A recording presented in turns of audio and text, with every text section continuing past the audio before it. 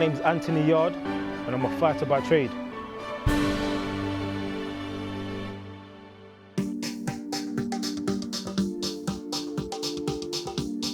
I'm unorthodox.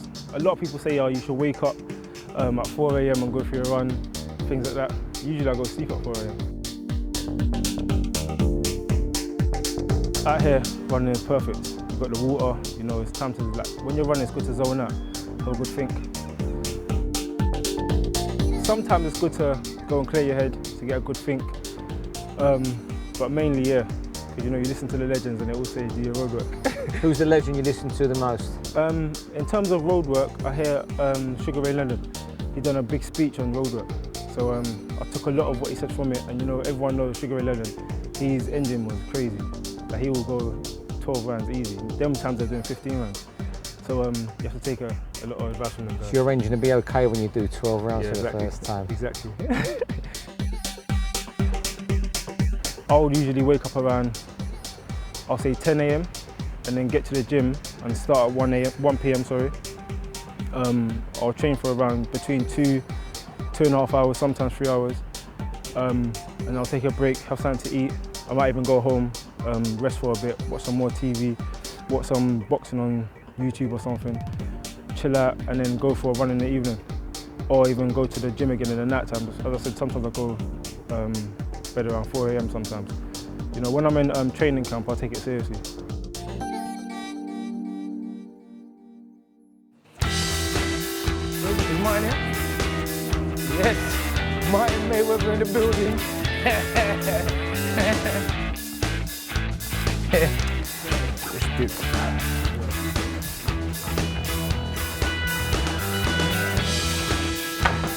I think we're going to get confirmation today for it, but unfortunately Frank can't be.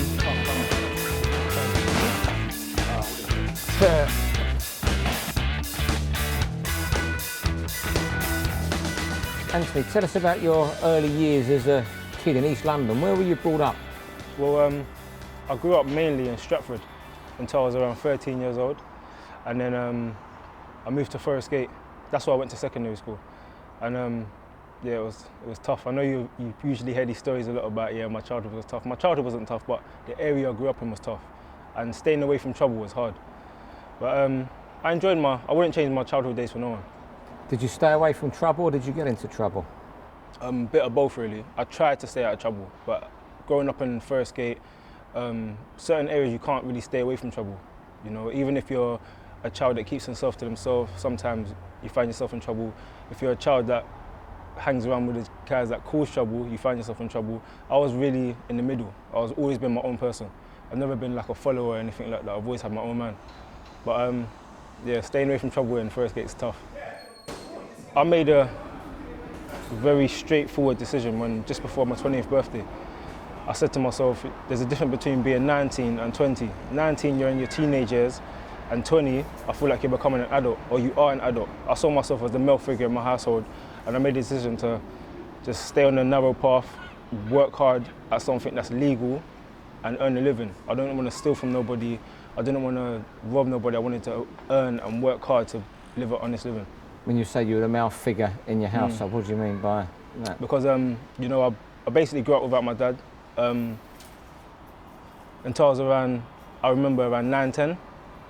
For whatever reasons, I don't know, I was a child. That's not really my business. But from the age of, as I said, 13, going upwards, I was the male figure in my household.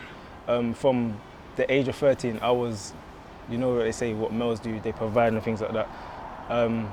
I'll say I was the male figure in my household, but from the age of 20, I saw the risk in doing things that wasn't right.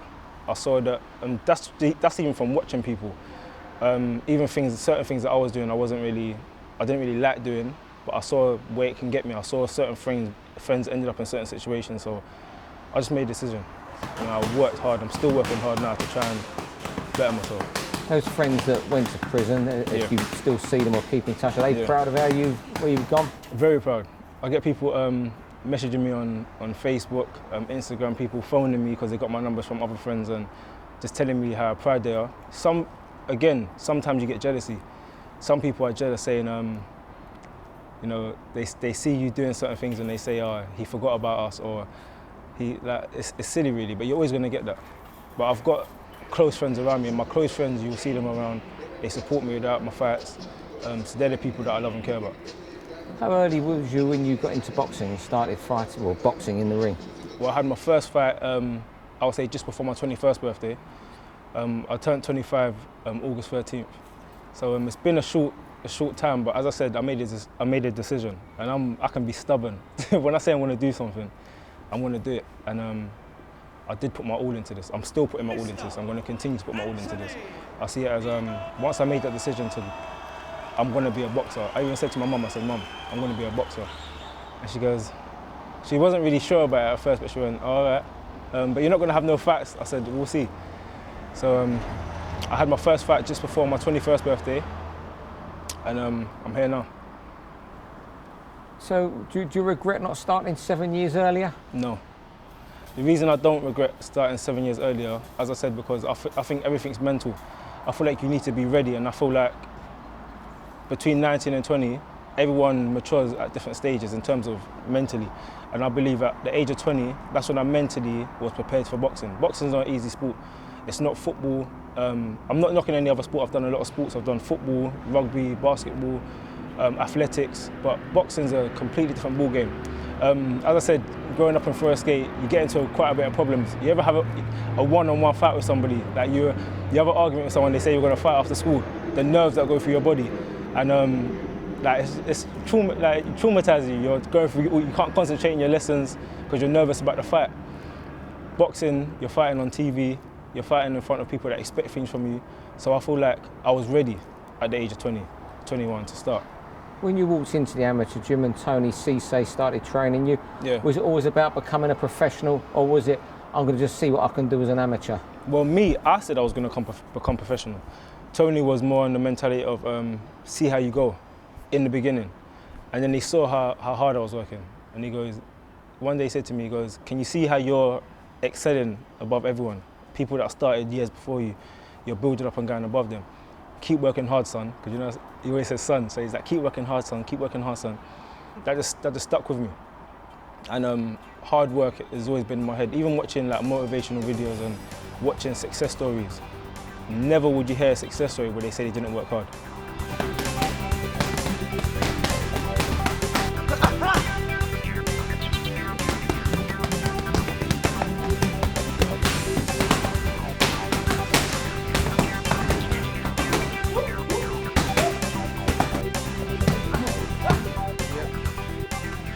You know, he's a young man on a mission. He trains very hard, and you know, boxing is a sport where it's all or nothing. So there has to be dedication there, and Anthony has showed that from day one, really. Before his professional career, throughout his amateur career, and now, and I dare say he'll carry on. They heard about him. They seen him. He's been on there. BoxNation. How did you get to meet Tunde, your trainer, and the rest of the team? Through a girl. Now, my good friend, her name is Jolene. I met her through my friend Curtis. I was at athletics track, just going to do a bit more extra training, some running and things like that. And I met Jolene, and then she came to watch me at the TKO. And she goes, like, you're really good, like you're powerful. She goes, have you ever met Tunde? And I said, no, I've seen him on YouTube and stuff. Like he does the good pads. Like, I feel it looks good. I want to try it. And she goes, yeah, like I'm good friends with him. Like, come with me on this day. And I said, okay. And she goes, I'll talk to him. Tunde Ajayi made me come to the gym at 5 o'clock in the morning. 5 o'clock in the morning. So I started to think to myself, I was like, do I really want to train with this guy? But I came at 5 o'clock in the morning. We trained. He gave me around 10 minutes of pads. And I was thinking to myself, I woke up at this early to get 10 minutes of pads. And then I just kept coming. I liked it. Me and Tunde have gelled from day one. We've had our differences like everyone else does, but we've gelled. And that's how it all started, really. So I have Jolene to thank for that. And you've got AD there, who's does the body belt, and he just seems to not shout it, just give these messages all through the. Is he like a motivational coach as well? You know, it is. I love Ade, man. He's like, he's a good energy to have around. Like you even hear him shouting out energy. It's like sometimes you just got certain people around you that just, you could be flat, like you're getting ready to finish your session and they come out with a few words and then you're pumped up again. So Ade, he brings that to the table. Tunde, he's brains, he's been in the sport for a long time. Some people criticise his training methods, or I'm going to be the man for that to prove them naysayers wrong. And we've got Malcolm, who's another, he likes to shout out science because some of these methods are great as well. So we just keep working, we work good as a team. And this team's only really come together solidly, I'll say in the last 6 months, because I've been professional for around a year now, just over a year. So yeah, it's all coming together. Through a series, pads, we might go back on the pads. They see it. Keyword.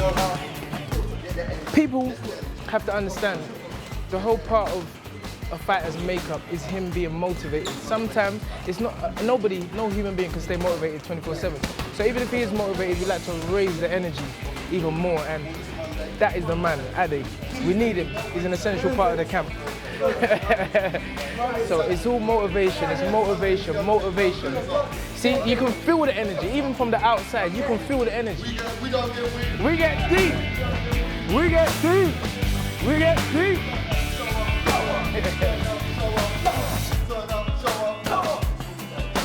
You're major on the mental stuff, aren't you? The mental side. All the time. I believe that people say physical and things like that. I feel like 95% of boxing is mental.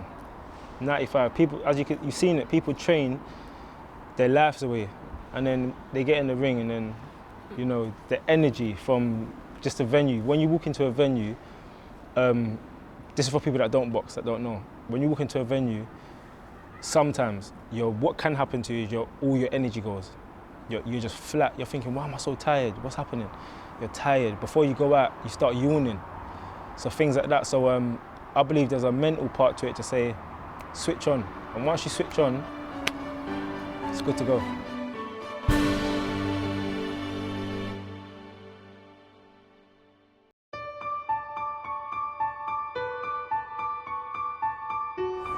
How long was it before you thought, wow, this kid could be a special, or is a special talent? Well, because of my experience in the sport, I never really look at, the short term, a week, a month. It's really over a protracted period of time before I really start taking notice.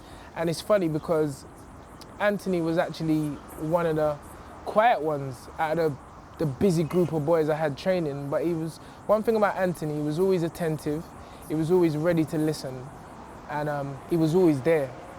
So, but I would say, I told him that I don't pay no attention to amateurs. I'm a professional coach, but because he was so willing, I said, how many fights did you have? He said, I think he had a few, maybe 7 or 8 fights at the time. I said, had you won anything? He said, no. I said, all right, go and win something, and then I'll consider.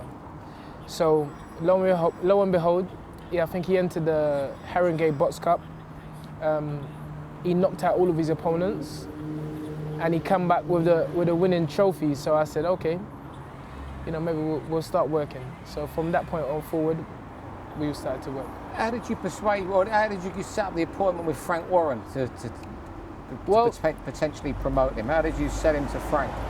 Well, Steve, I'm quite long in the tooth in this game. I've been around as long as you, I think.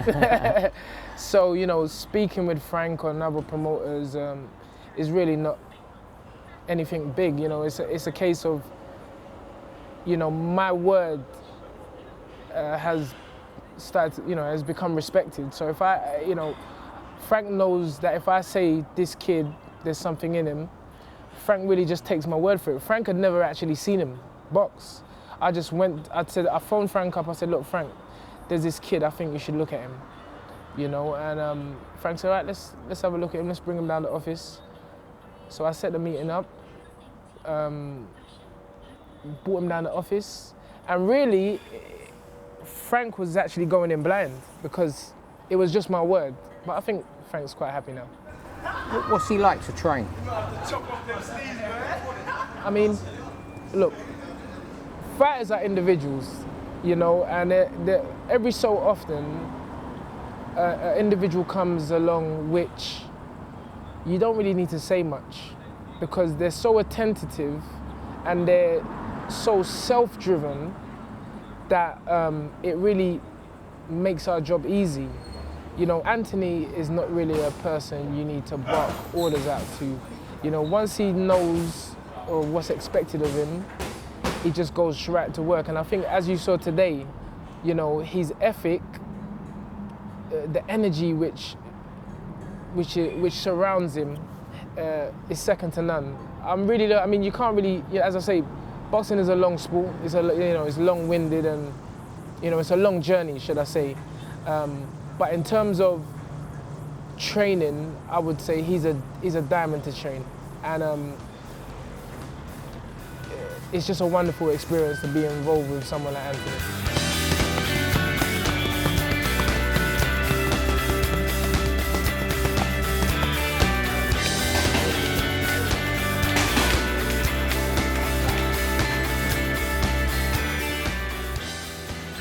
About motivation, it looks like you've got motivational tattoos. Can you show us a few of those and what they mean? Well, the reason I was talking to my coach Tunde about this today, actually, about tattoos. I believe, like, sometimes I said to myself in the beginning that I wish I didn't have no tattoos, but then I thought about it again and I said, when you get a tattoo, it's there for life, and I believe you get tattoos at certain stages of your life. I got this tattoo, which you can say it's embarrassing, because it says I do what I want. I got that tattoo when I was 15. Which I was underage to get a tattoo, because it showed my state of mind. I'd done what I wanted to do at all times. Then this, when I was a bit older, I put every move in life counts. So me decided to box. That was a move and a decision I made. And as I'm here now, I got life's a game. Then I got play it smart.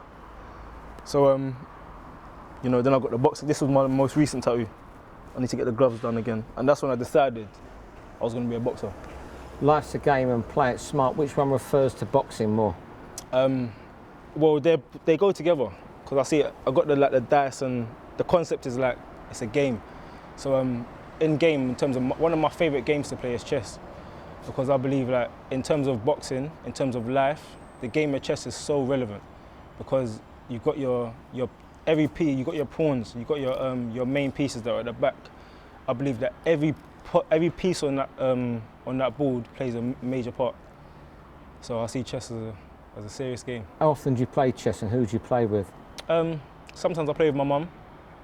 I play with my cousin sometimes. I've got a good friend that we're very, very competitive. We always gamble as well, little things like £5, but it's more of like banter.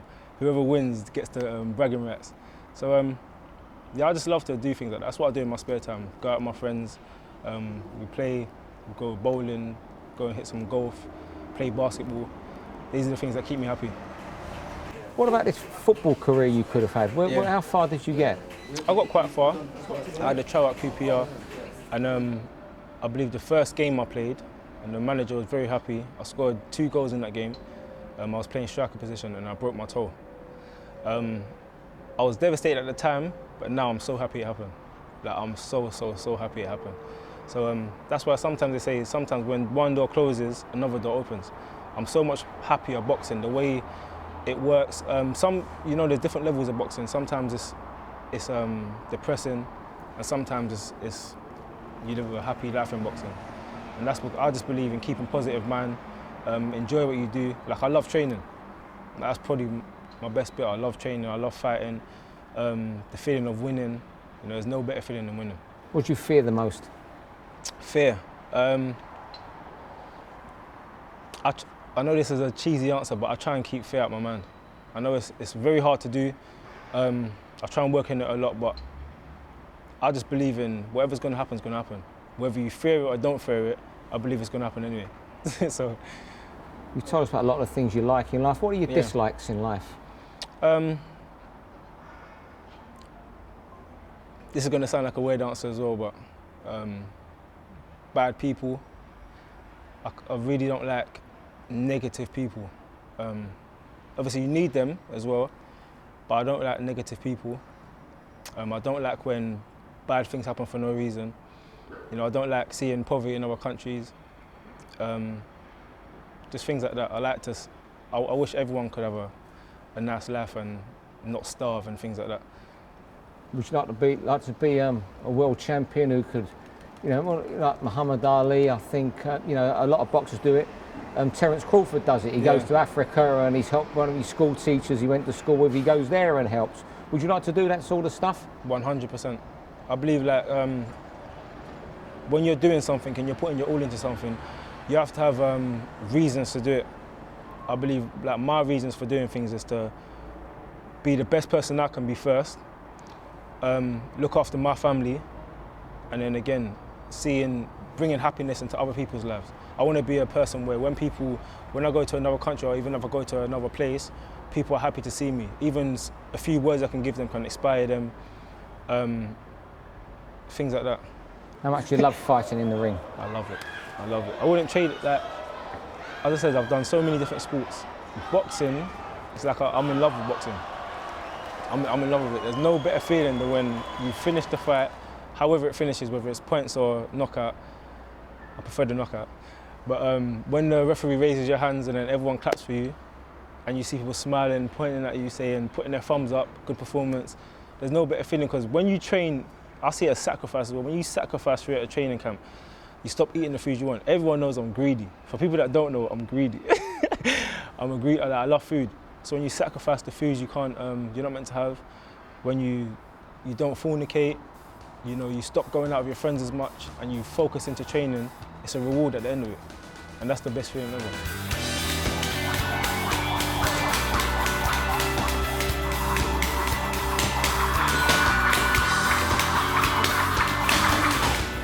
As a person away from boxing, do you know I'm that well away from the gym? Me and Anthony are like, how can I put it?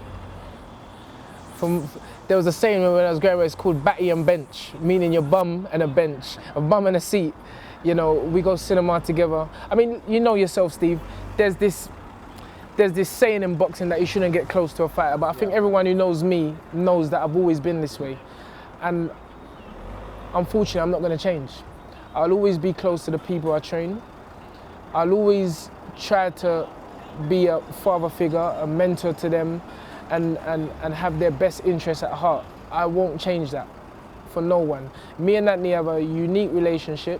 We do lots of things together. We go out together. Well, not party, I'm a bit too old to be shaking a leg, but we eat together, we go to the cinema together regularly. We go to each other's homes. We're very close. We're very close, and anyone that knows me, I've been close to. But I think with Anthony, it's a bit different, because people are just seeing him now for the first year as a professional, but he's actually been with me for coming on 5 years. So that's some time.